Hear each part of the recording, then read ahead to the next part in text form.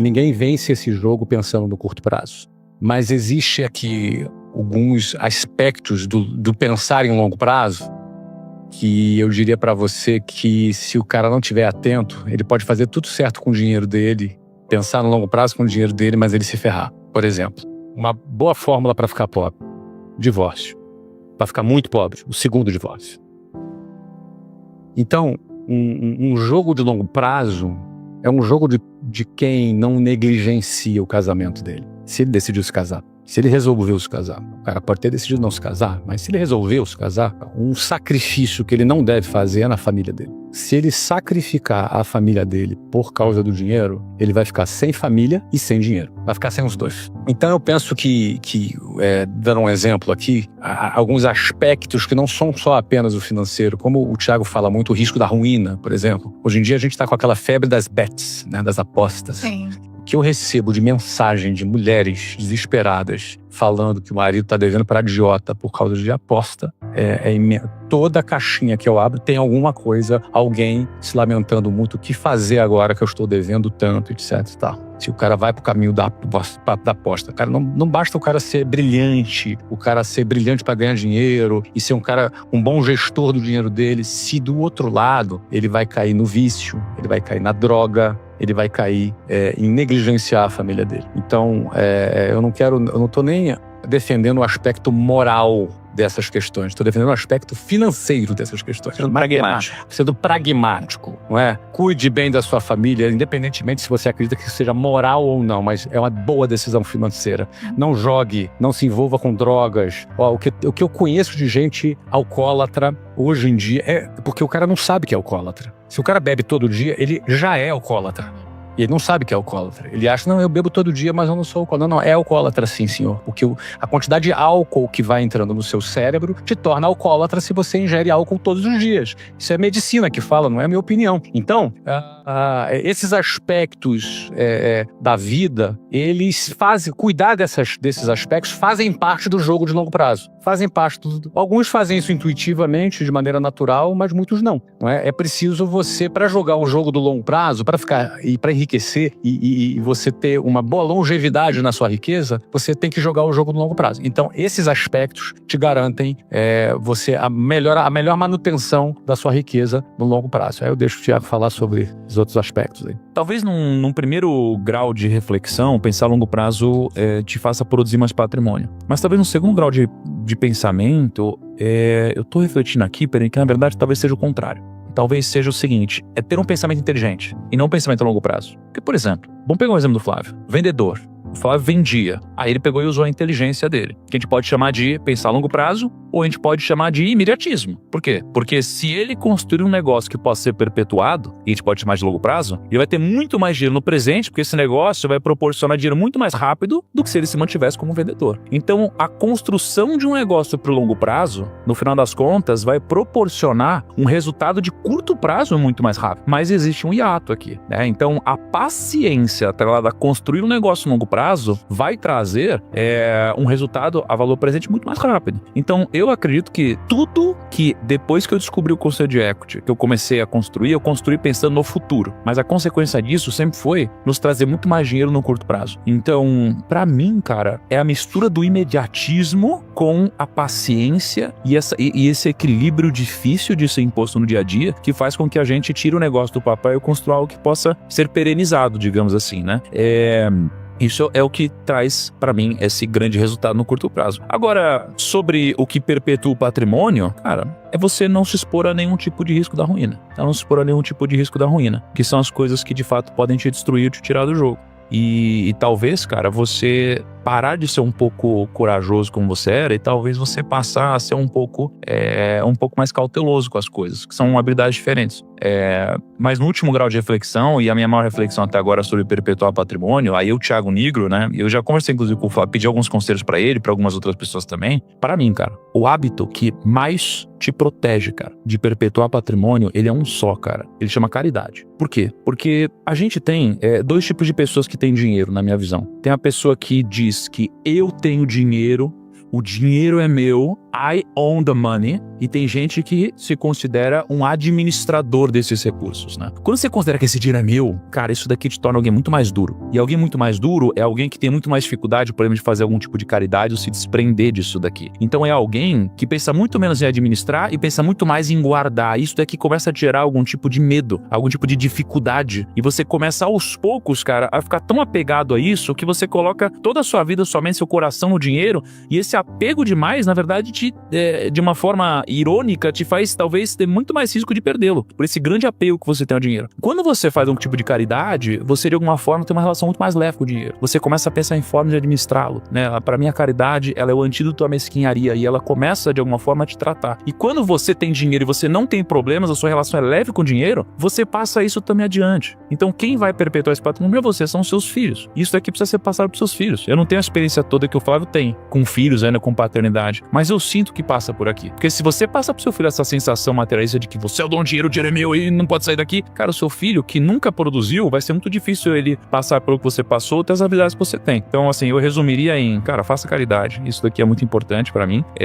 E não se põe o risco da ruína. São pontos importantes na minha visão. Até 2008, que eu já era empresário há 13 anos, minha empresa devia faturar alguma coisa perto de 80, 90 milhões de reais em 2008, eu já devia ter ali uns 25 a 27 milhões de lucro por ano, ou seja, 2008 eu tinha 36 anos, e esse resultado já era um resultado notório naquele momento, de onde eu tinha vindo.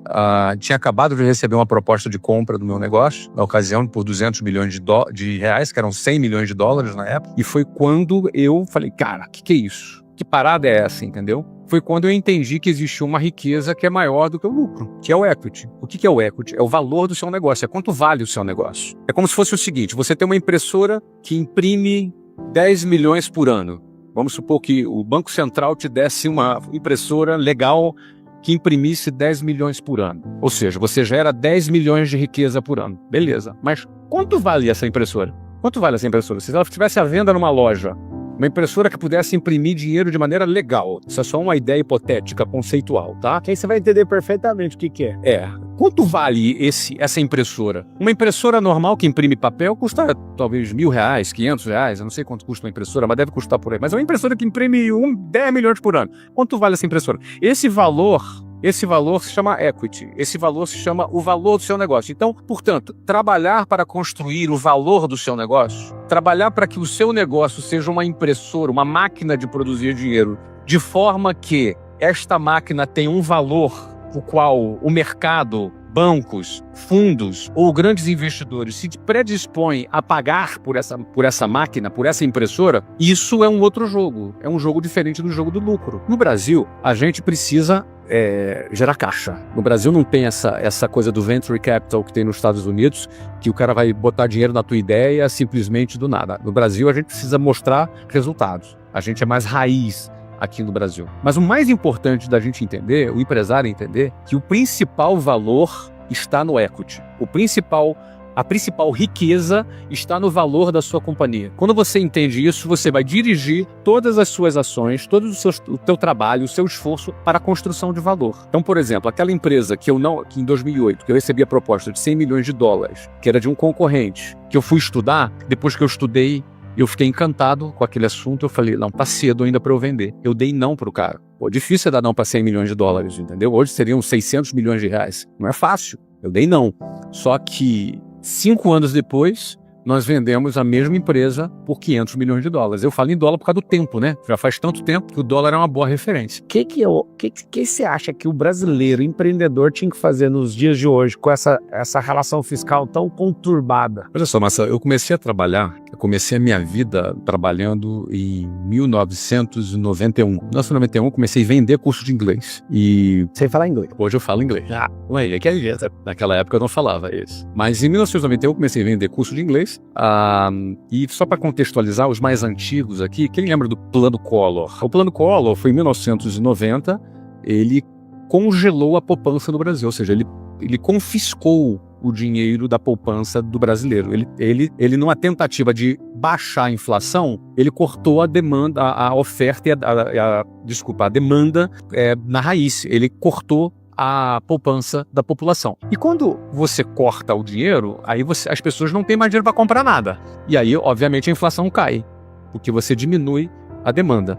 Nesse momento, na década de 90, ali em 1991, foi quando eu comecei a vender. Ou seja, eu fui treinado num ambiente de escassez, porque não tinha dinheiro. Imagina, tomaram o dinheiro de todo mundo. Pronto, agora eu vou começar a vender meu produto.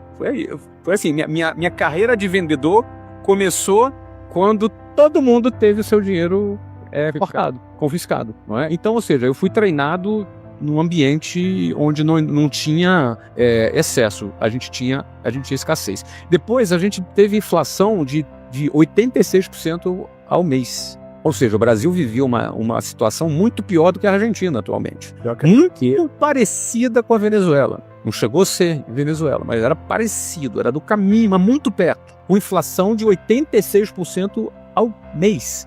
Os preços nos supermercados eram trocados 2 vezes por dia. Eu comecei a ser treinado aí. Então passei por isso, depois veio o plano real, depois veio as várias crises, a recessão na época da Dilma, quando houve impeachment, eu passei por tudo isso.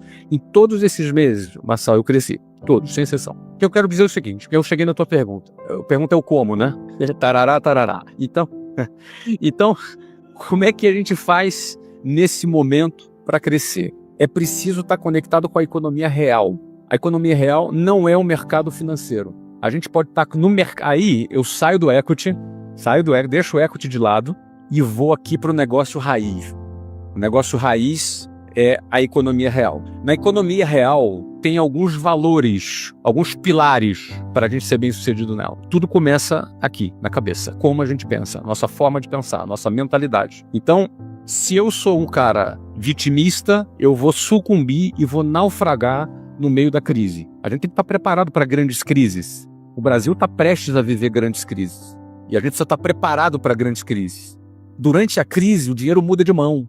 Durante a crise, algumas pessoas aproveitam a oportunidade da crise. Algumas pessoas vão ficar se lamentando durante a crise. Outras pessoas vão aproveitar durante a crise. Percebe? Então, a mentalidade, a tua maneira de pensar, a tua forma de você se posicionar como alguém que vai passar pela crise liderando e não sendo atropelado por ela, em primeiro lugar, é a mentalidade. Então, por que eu cresci de 1991 até hoje? Todos os anos até hoje, eu fui melhor no ano que o ano anterior. Eu tive mais patrimônio no ano que no ano anterior. Eu vendi mais no ano do que no ano anterior. Por quê? Primeira coisa, mentalidade. É preciso ter uma mente blindada, uma mente que lidera, uma mente que governa, uma mente que esteja protagonizando em vez de se vitimizando. Primeiro ponto. Segundo ponto, você precisa ter ferramenta. Uma ferramenta básica é vendas. Eu bato e martelo nisso. Quando você domina vendas, e aí vendas de diversos formatos, inclusive nas redes sociais, inclusive na internet, porta a porta que seja, liderando equipes de vendas, liderando o time de vendas, ou seja, vendas é a ferramenta que traz dinheiro do mercado para dentro do seu negócio. Então, eu sempre foquei em vendas. 90% do meu tempo nos meus negócios são direcionados para vendas, para geração de receita. E quando você domina essas ferramentas para você vender, não tem crise. Vai ter crise para outras pessoas, para você não vai ter. Não é que não tem crise, vai ter crise, mas você supera a crise vendendo. Terceiro pilar e último aqui para a gente fechar. Você pode ter uma mentalidade maravilhosa, você pode ser o melhor vendedor que existe, vender na internet, você influenciar, ter milhões de seguidores, ou você liderar time de venda, você pode ser muito bom, mas se seu modelo de negócio for uma porcaria, de nada adianta. O que eu quero dizer é o seguinte, um cara espetacular no modelo ruim vai ter um resultado medíocre. Um cara médium no modelo bom, ele vai ter um resultado excelente. Ou seja, o modelo de negócios é rei. O que eu quero dizer com isso? Existem modelos que pode ser o cara pode ser bom, pode ser estrategista. Você pode pegar aí o melhor dos melhores e botar nesse cara, mas se o modelo é ruim, acabou. Se você chegou até aqui, eu quero que saiba que isso não é coincidência. Nada acontece por acaso quando o assunto é crescimento pessoal. O simples fato de você estar aqui, neste exato momento, ouvindo essas palavras até os segundos finais, mostra que existe dentro de você uma força que talvez nem você mesmo tenha percebido completamente. Uma força que te empurra para a evolução, para o progresso, para a conquista de algo maior do que aquilo que você vive hoje. A verdade é que poucas pessoas têm essa disposição. poucos têm a humildade para aprender, a disciplina para continuar e a coragem para enfrentar a própria realidade. Porque crescer dói, construir dói, sair da zona de conforto dói. Mas nada dói mais do que olhar para trás daqui a 5, 10 ou 20 anos e perceber que você poderia ter feito muito mais. E não fez. Você está aqui porque recusa esse destino. Você está aqui porque quer escrever a própria história.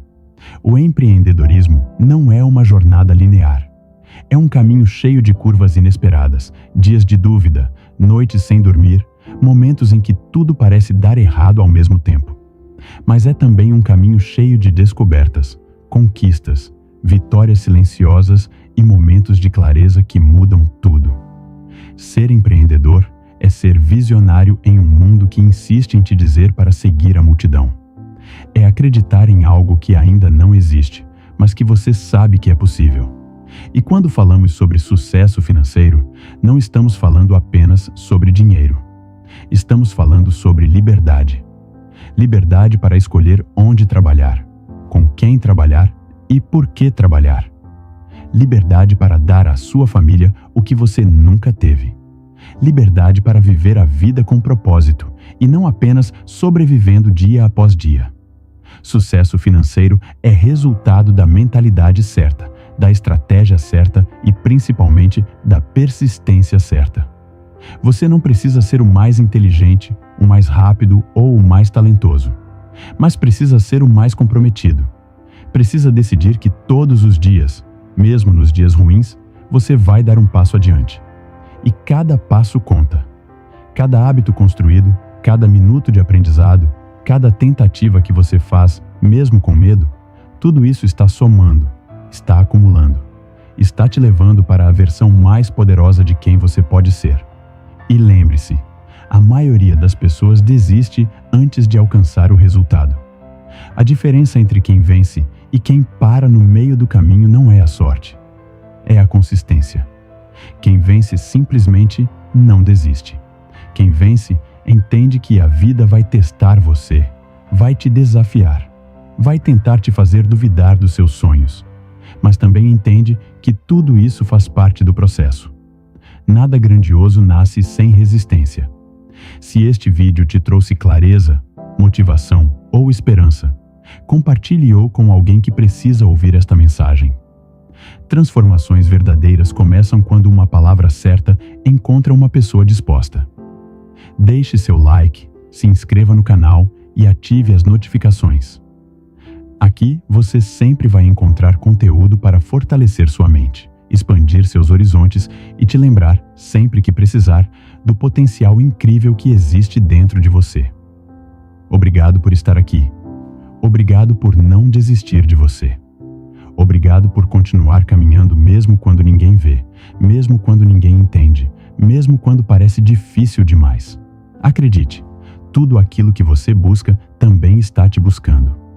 Os seus resultados estão chegando, os seus sonhos estão se aproximando. E quando a vitória chegar, porque ela vai chegar, você vai perceber que cada esforço, cada sacrifício e cada momento de superação valeram a pena. Nunca se esqueça, o melhor da sua vida ainda está por vir. Continue. A jornada é longa, mas a recompensa é eterna. Nos vemos no próximo vídeo.